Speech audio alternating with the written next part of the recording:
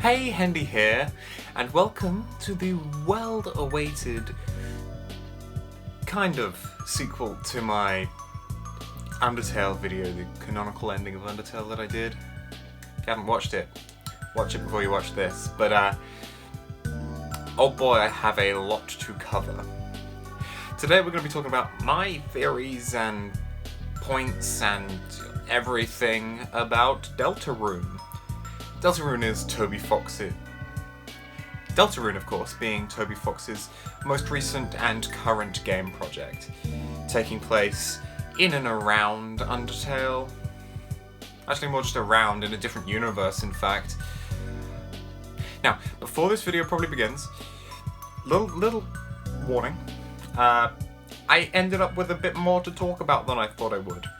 So I'm going to have to split this part 2 into 2 parts.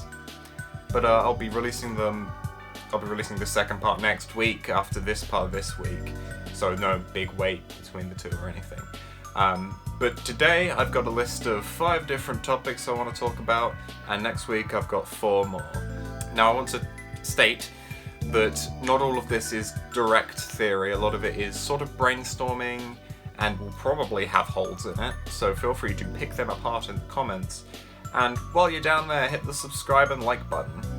So without further ado, let us begin on this first part of 2, taking a deep dive into Deltarune and seeing what the hell's going on.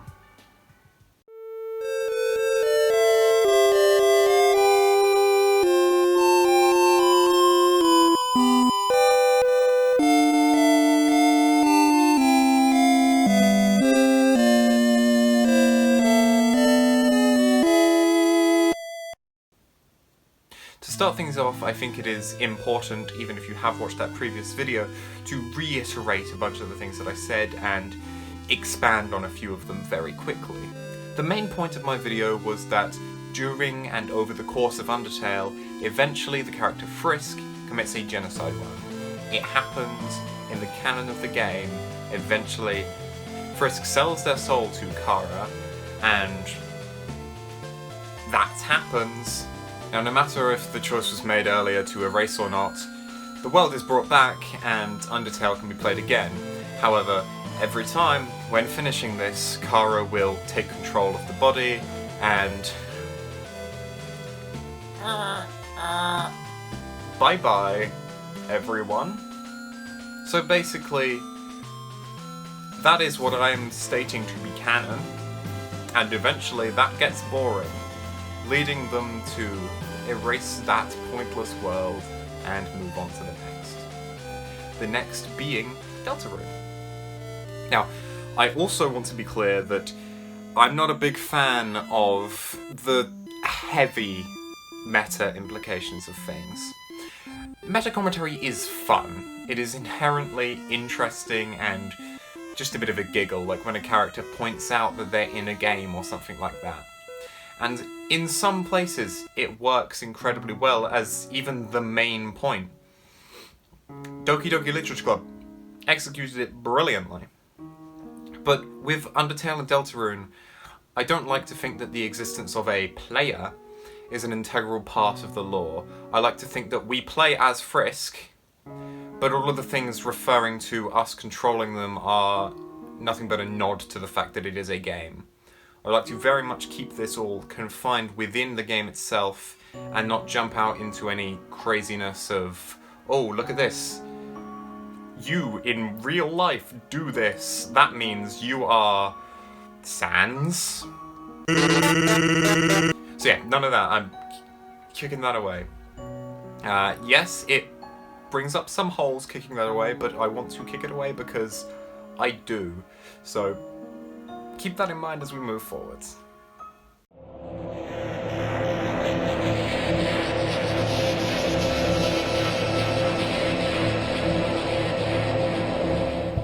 Perhaps the most important thing to understand for Deltarune is the character of Wingding Gaster. That may or may not be his name.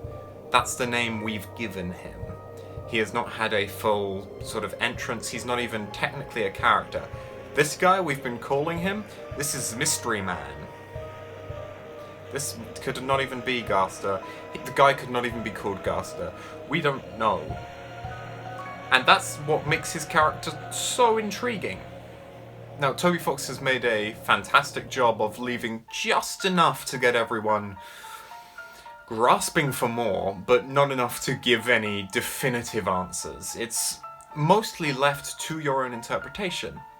And while I personally like to dabble a little bit in Dadster, with Gaster being the father of Sans Papyrus, that's not, that doesn't hold any bearing over this theory.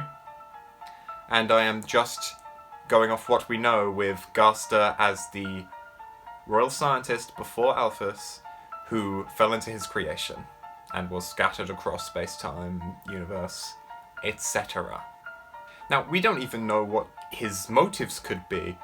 All that I would like to say is that he is ingrained heavily in Deltarune. Through probably more than 50% of the tracks on the song's soundtrack, you can hear bites or little background motifs of Gaster's theme. The theme revealed to us by a secret only accessible randomly in Undertale. Gaster is still an entity we do not understand, and while I am certain of his involvement in a lot of things going around, hell, there's all sorts of things that sort of poke out and be like, hey look, you know this from Undertale, this was a this was something related to Gaster. You like that little hint, don't you? You're not getting anything more, but you like this, don't you? I'm gonna keep dropping these little breadcrumbs. It's Toby Fox, that's what he's saying. He's like, I'm gonna drop breadcrumbs, I'm gonna drop breadcrumbs. And you like bread, don't you? You love bread.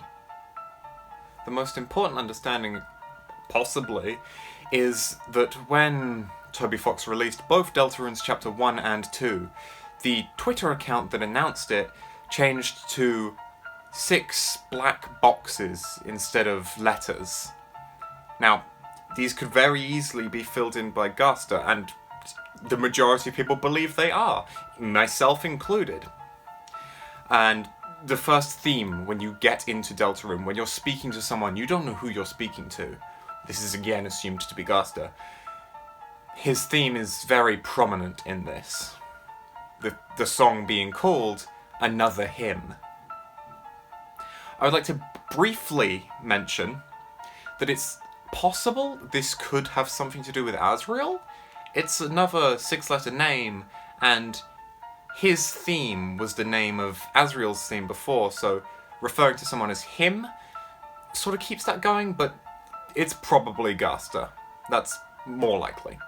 Now, I'm not going to bore everyone with the details of the entirety of Deltarune Chapter 1 and 2, because some people get annoyed when I go over things about the game, because, of course, everyone knows the same things as you do. Totally. And not every single person knows the things that I said in my first video. That's why this can't... You make so much sense. I'm so sorry for offending you so deeply. I am truly... my heart... Oh. My deepest condolences. Shut up. But throughout Deltarune Chapters 1 and 2, there are little tidbits of... Hang on, this character said... darker yet darker, that's a thing. And this guy said he spoke to someone through a phone. What happens when we call our phone? That's a strange bit of sort of garble. Where have we heard that before? Oh, we heard it back with... Gaster is clearly underlying in Deltarune. We're still not sure pretty much anything, but it's clear that he's there, and it's very important to understand that he is for pretty much everything I'm going to go over, so keep it in mind. I had planned to just move on to my next point, but actually I forgot to mention something. Possibly the most important thing. Now, this'll come into fruition later, or this'll... Look, I'll talk about this again a little bit down the road in this video, but the most important thing, and the most cryptic and most detailed part of Gaster that we have, is entry number 17. a data log, a text scrawl written entirely in Wingdings, that when translated reads thus. Entry number 17. Dark, darker, yet darker. The darkness keeps growing. The shadows cutting deeper. Photon readings negative. This next experiment seems very, very interesting.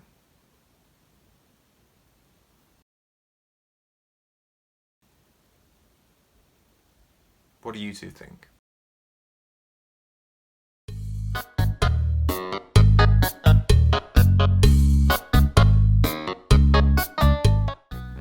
Okay, now, this is the first major sort of theory part that I haven't seen a lot of people speak about. I think that's because most people just believe it. I don't know. I want to back it up with evidence and point out a lot of things about it. So, Sans Undertale, the funny skeleton guy. You know the funny skeleton guy. He's funny and a skeleton. And everybody loves him. Way too much sometimes. What is this? Sans is an iconic character in Undertale. The fan favourite, let's be honest. Everybody loves the guy. He's really brilliantly written, and it shows. That's one thing about Toby Fox's characters. They're all written so phenomenally that when people create their interesting works, they are often, especially in the more effort ones that are actually good, they're very easily able to transition the characters across and actually capture something of what the character was. Because they're very clear-cut and they're just brilliantly made. I could gush over Toby Fox's work for millennia, but that's not what I'm here to do now. I will later, definitely, I will. That's a threat. But the point that I want to make is that the Sans that we see in Deltarune, unlike all of the other characters we see in Deltarune, that Sans there is the same as the Sans in Undertale. He is the exact same one. And I can prove that. Correct me if I have something wrong, but I think this is sound. I think this is solid. I'm glad that I think that, because otherwise I would be more skeptical about saying this, but I do think that. Now, a lot of things that I've seen have gone off of like, oh, Sans winks when you like talk to him about having seen him before, that kind of thing. No, that's not what I'm here about. Okay, so Sans, right, he's standing outside of a replica of his home and Grillby's from Undertale, which in itself is a bit weird, but it's not the end of the world. There are a lot of things that have moved over that are the same, and it's not, you know, it doesn't actually break any rules or anything, it's just, that is what it is. However, there's something I want to state about this, because obviously Sans is by the Grillby's that has Grillby's sort of scrawled out, and it's Sans instead, which is in itself just great, I love that. But one very important thing is you can meet Grillby's daughter, I believe it's Grillby's daughter, someone who's related to Grillby, another fire elemental in Deltarune. You can also meet them on Undertale, but they're just a random person to speak to. And when you speak to them, they talk about how they wanted to do with bar and stuff, and they wanted to serve people and things. But who had ever heard of a fire elemental serving drinks? Now that serves to the point that, at least to her knowledge, there has never been a fire elemental serving drinks, and that is exactly what Grillby is. So why, I may ask, if Grillby never served drinks in Deltarune, does Grillby's exist? With its name scrolled out for Sans. I believe this is 100% because through some machination, Sans has transitioned between the universes with you. That I'll bring on to the way that this could have happened later, but it's very possible he also did it by himself. We don't know. One of the points in Undertale is that Sans and Papyrus just appeared one day. They just sort of showed up. I don't have anything more on that, but if they just showed up in Undertale, it could have been the same thing that made them just show up in Deltarune. And okay, a lot of people will be like, oh, but Sans dies in the genocide route, and if it happens after a genocide route, then surely Chara would make sure he couldn't come after her or something like that. Okay, right. Here's the thing. We don't see Sans die in the genocide route. Okay, I know that's... we gain a level, we gain love, and we hear the dusting sound, but we don't see it. We don't see it on screen. Assumably, our character assumed that Sans was dead, but it's also interesting that Sans bleeds. Why does Sans bleed? Skeletons don't bleed. Papyrus didn't bleed. I'm sure that is ketchup. He is pretending to be dead. We don't see him die, but level is our level of violence. That can increase just from disconnecting ourselves through the thought of having killed. You become disconnected. That's the whole point. You think you've killed Sans, so you feel more strong, you feel, you level up, you gain a level of violence, you toughen up, the whole thing that Sans goes on about what they mean. You move through that, because you're like, oh, I killed him, that's the final obstacle, dead, But we don't definitively see him die. And his final words are, don't say I didn't warn you. I'm going to grill bees. Papyrus, do you want anything? Now, Papyrus, do you want anything could mean quite a few things. Because Papyrus is dead. Originally we're like, oh, Sans is dying, he sees Papyrus, he's going to Papyrus in heaven or the afterlife or whatever the hell. But no, because Sans also says, I'm going to grill bees. And where is Sans in He's outside grill bees. Grill bees!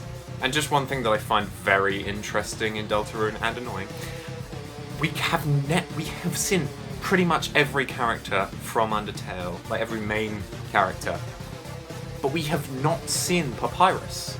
We've been teased with him twice, but we haven't seen him.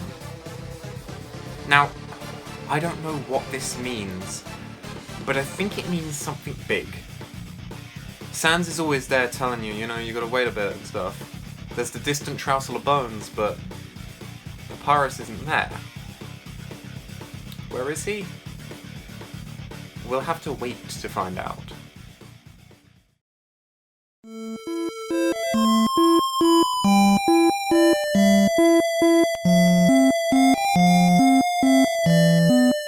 Now, the final thing I have the time to cover in this video is the prophecy.